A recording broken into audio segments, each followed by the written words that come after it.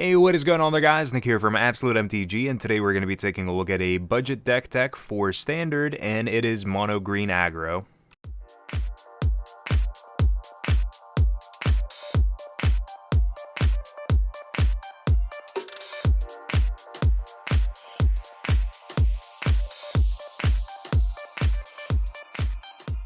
So the sweet thing about Mono Green Aggro, outside of the fact that it's not going to drain your bank account, is that this deck is so straightforward and actually easy to understand for most players. Basically, what you're going to be doing with this deck is you're just going to be slamming dudes onto the table, you're going to turn them sideways, most times they're just going to be bigger than whatever your opponent actually has, and you are just going to keep on smashing them until they're at zero. So with this deck, the first creature that we are playing here actually isn't one of the big bruisers or big just heavy beaters that we're playing in here. It's actually Elvish Mystic. So we want a little bit of acceleration in this deck and to hit some of our plays before our opponents could usually expect to actually see them. So our Elvish Mystic allows us to play 3 mana cards on turn 2, which is just insanely good most times.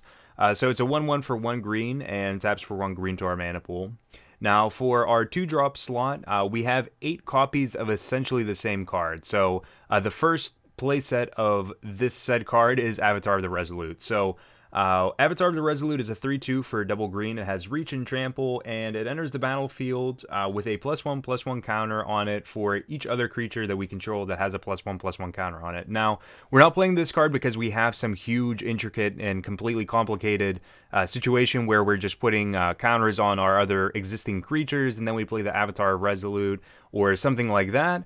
We're basically just playing this guy because he's a 3/2 beater for 2, and most times that's just insanely good, especially if you're just playing it on turn 2 and your opponent doesn't really have anything to do until like turn 3, turn 4.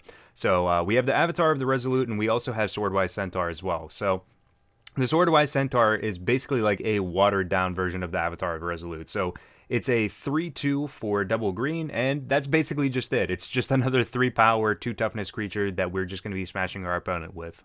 We have 2 Heir of the Wilds, which is admittedly one of the more lackluster creatures that we have in here. However, it does provide a huge momentum if our opponent's playing something like Courser of Kruphix. That way, with the Ferocious trigger, we're actually just able to get over the Courser without too much trouble. So with our Heir of the Wilds, whenever it attacks, if we have a creature with power 4 or greater, the Heir of the Wilds is going to get +1/+1 until the end of the turn, so making it a 3/3 for the turn and allowing us to leverage a lot of different situations a little bit better than we normally could. We have 2 Rattleclaw Mystic, which will either allow us to get a little bit more acceleration with our mana and give us a little bit more mana to play with cards like Polukranos and the monstrous ability that it has, or otherwise just be a 2-power beater in our 2-drop slot.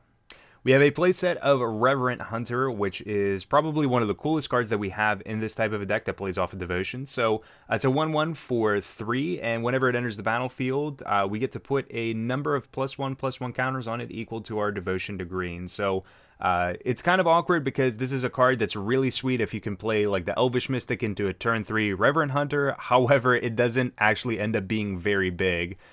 So it seems like the later you actually play your Reverent Hunter, the better it actually ends up being based on your creatures that you have existing on the table. But either way, whether it's like really early in the game or really late in the game, the Reverent Hunter usually ends up being a sizable value of +1/+1 counters on a 1/1 body. We also have Boon Satyr, which is our much more preferable turn 2 play if we have our Elvish Mystic. So it's a 4/2 for 3. We can flash it in, and we can also bestow it onto one of our creatures for 5. And if we bestow it, the enchanted creature gets +4/+2, just making one of our creatures extremely spruced up and very, very threatening. We also have a playset of Surrak the Huntcaller to start off our 4 drops for the deck. So Surrak the Huntcaller is one of the sweetest new additions that we have for the green aggro variants from Dragons of Tarkir. It's a 5/4 for 4, so already just having a 5 power for 4 creature outside of our Polukranos is just insane. But with Formidable, if we control 8 power or greater total on our board amongst our creatures combined, we're going to be able to give one of our creatures haste for the turn. So we can play another creature for our turn. If we have our Surrak already out on the battlefield, we can give it haste, and then we can just bash in for a whole lot. The Surrak usually is just one of the big momentum swings that we have, even if he's just giving himself haste for the turn.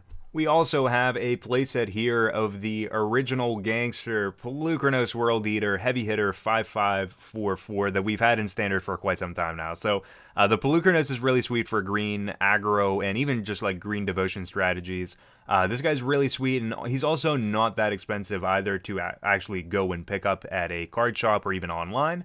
But the Polukranos is really sweet, even though he's legendary and you can only have one on the battlefield. We still want to have that consistency here because he is our 5/5/4, and with the monstrosity, if we have any extra mana left over between our turns, we can have his monstrous X go off. He can deal some damage to some smaller creatures that our opponents have, and he can also become bigger himself as well.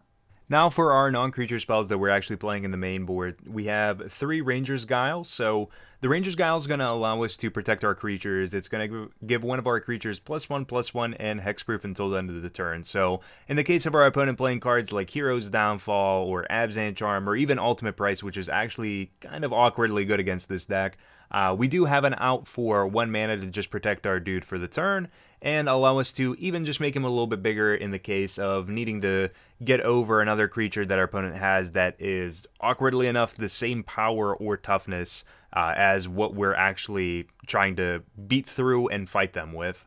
We also have 2 Setessan Tactics, which does a little bit better of a job for the fair creature decks. So if our opponent's playing a predominantly creature-heavy deck, our Setessan Tactics allows us to turn our creatures into kind of pseudo-removal spells. While we can't attack with them for the turn, it does allow us to clear some gaps and get some creatures off the board. It'll give our creatures +1/+1 for each one that we choose to actually target with it, and we can strive for 1 green outside of the 2 cost for it. And we can tap those creatures and have them fight another creature that we don't control. So it ends up being a really sweet way of getting around the more fair creature-based decks, even like some of the devotion decks and whatnot. And now it's time for the sideboard. So it's time to talk about the cards that we're actually transitioning to between our Game 1 and Game 2, and even sometimes Game 3, but we hope to just smash our opponents between Game 1 and Game 2. We have 4 Nylea's Disciple. So the Disciple is for the heavy aggressive decks like Red Deck wins and Atarka deck wins now, and anything that's just trying to completely outrace you and just beat you before you actually even play like your Polukranos or your Surrak or any of those cards. So the Nylea's Disciple is going to enter the battlefield, and we gain life equal to our devotion to green, which, well, we're playing an all-green deck, so all of our creatures are going to add towards that, and we are going to be able to hopefully gain a sizable amount of life back off of it. We have 3 Mortals Resolve, so this is kind of for like the matchups where our opponent's playing a lot of removal that says destroy, so like the Ultimate Prices, the Hero's Downfalls, Murderous Cuts that our opponents may be playing, even against like an End Hostilities or a Crux of Fate, keeping 1 creature back out of all of the ones that we could lose seems still pretty okay. So the Mortals Resolve is going to give one of our creatures +1/+1 and indestructible until the end of the turn. And even if we're trying to get over other creature decks and we just want our guys to stick around, the Mortals Resolve is actually pretty a-okay.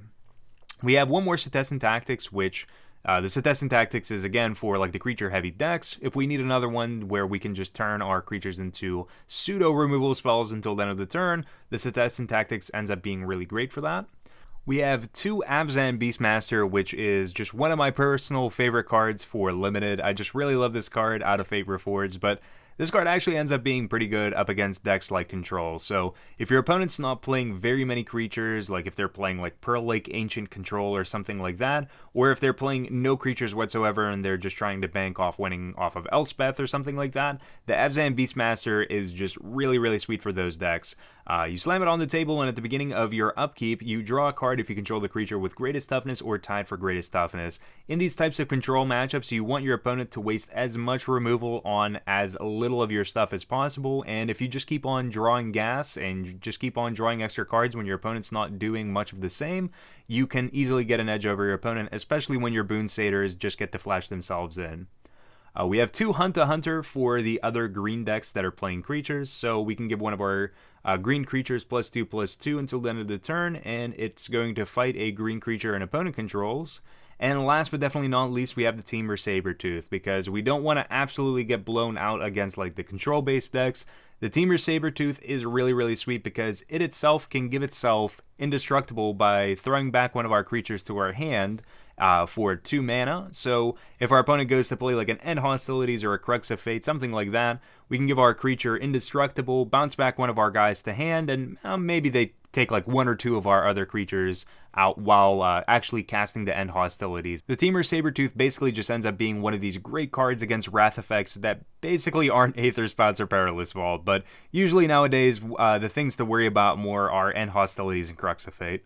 And that is about all you guys need to know as far as budget mono green for Standard is concerned. Now, this deck is really sweet, and it's actually just really easy to transition it into a more expensive deck. So, like, for example, if you wanted to throw in some dual lands, like add in some Temple of Plenties, maybe some Windswept Heaths, Mana Confluences, stuff like that, you can easily go for splashing cards like Fleecemane Lion, Jormoka's Command, even like Mastery of the Unseen for the longer, elongated matchups where you know your opponent's bringing in like Wrath effects and whatnot.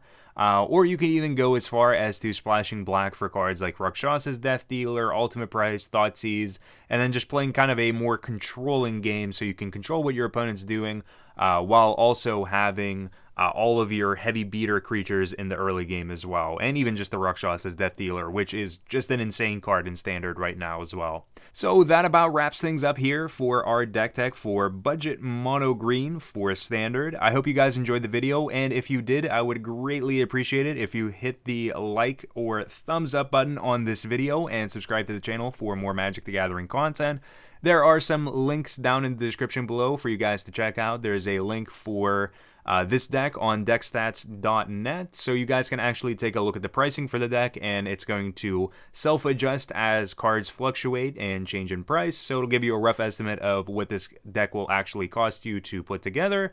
But until next time, guys, thank you for tuning in, and peace out.